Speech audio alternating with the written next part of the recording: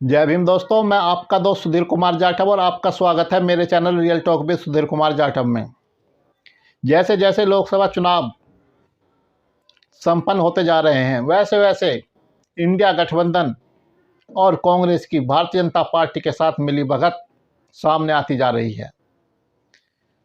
कांग्रेस के उम्मीदवार एक एक कर भारतीय जनता पार्टी के उम्मीदवारों के पक्ष में या तो बैठते जा रहे हैं या फिर वो इस तरह से नामांकन कर रहे हैं कि उनके पर्चे रद्द हो जाएं।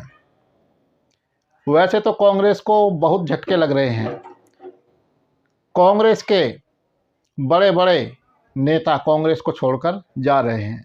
अभी कल ही कांग्रेस के दिल्ली प्रदेश प्रभारी अरविंदर सिंह लवली ने कांग्रेस को अलविदा कह दिया।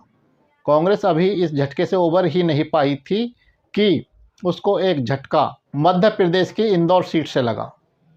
मध्य प्रदेश की इंदौर सीट पर जो कांग्रेस का प्रत्याशी था, उसने भारतीय जनता पार्टी के प्रत्याशी के पक्ष में अपना नामांकन वापस ले लिया। और उसने नामांकन ही वापस नहीं लिया, बल्कि भारतीय जनता पार्टी भी ज्वाइन कर ली। इंदौर सीट से कांग्रेस ने अक्षय कांति बम को अपना प्रत्याशी बनाया था और अक्षय कांति बम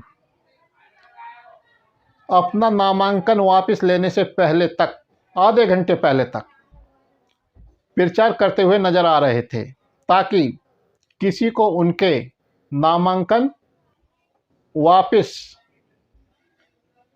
करने की भनक तक न लगे। नामांकन वापस लेने के अंतिम समय पर इंदौर से कांग्रेस प्रत्याशी अक्षय कांति बम भारतीय जनता पार्टी के मौजूदा विधायक रमेश मंडोला के साथ निर्वाचन कार्यालय पहुंचे और निर्वाचन कार्यालय पहुंचकर उन्होंने अपना नामांकन वापस ले लिया। उन्होंने अपना नामांकन वापस लेने के साथ ही भारतीय जनता पार्टी भी ज्वाइन कर ली और भारतीय जनता पार्टी के नेता कैलाश विजयवर्गीय ने अक्षय कांति बम के साथ एक सेल्फी जारी की। इस पर कांग्रेस नेता चुप्पी साधे हुए हैं और अब इंदौर से कांग्रेस का कोई प्रत्याशी मैदान में नहीं रह गया है। इससे पहले कल राजस्थान के उदयपुर में कांग्रेस के प्रत्याशी ने भारतीय जनता पार्टी के प्रत्याशी को जीत की पगड़ी पहनाकर चुनाव होने से पहले ही हार मान ली और वो मैदान से हट गए। उदयपुर से कांग्रेस ने ताराचंद मीना को अपना प्रत्याशी बनाया था।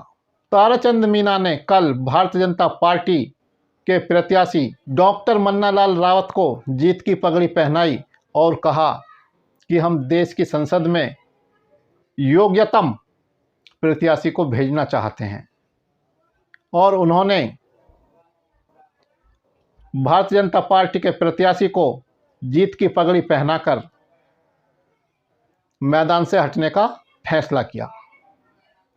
इससे पहले मध्य प्रदेश की खजुराहो सीट से भी ऐसा ही मामला सामने आया था। जब मीरा यादव को खजुराहो सीट से इंडिया गठबंधन ने अपना उम्मीदवार बनाया था। यह सीट समाजवादी पार्टी के खाते में थी, लेकिन इंडिया गठबंधन की प्रत्याशी मीरा यादव ने फार्म इस तरह से भरा कि उनका नामांकन रद्द हो गया और भारतीय जनता पार्टी के जीत के रास्ते खुल गए। और इससे पहले आप जानते ही हैं कि किस तरह से गुजरात के सूरत में कांग्रेस पार्टी की मिलीभगत से भारतीय जनता पार्टी के प्रत्याशी मुकेश दलाल निर्विरोध जीत गए। वहां पर कांग्रेस ने 2 प्रत्याशी उतारे थे, एक डमी प्रत्याशी और एक ओरिजिनल प्रत्याशी। वहां से कांग्रेस के प्रत्याशी नीलेश कुंभानी थे।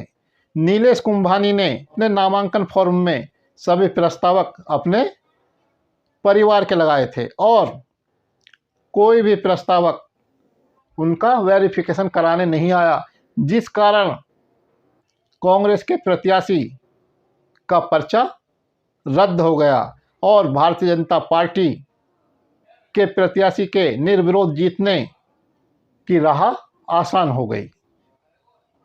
तो आप देख सकते हैं कि किस प्रकार कांग्रेस की भारतीय जनता पार्टी के साथ मिलीभगत सामने आ रही है। कांग्रेस के जो नेता भारतीय जनता पार्टी में नहीं जा रहे हैं, वो कांग्रेस में रहकर ही भारतीय जनता पार्टी का काम कर रहे हैं, अपना नामांकन वापस ले रहे हैं, अपना फॉर्म रद्द करवा रहे हैं, क्योंकि उनमें हार का भय है, क्योंकि वो लोग भारतीय जनता पार्टी को जीतता हुआ देखना चाहते हैं।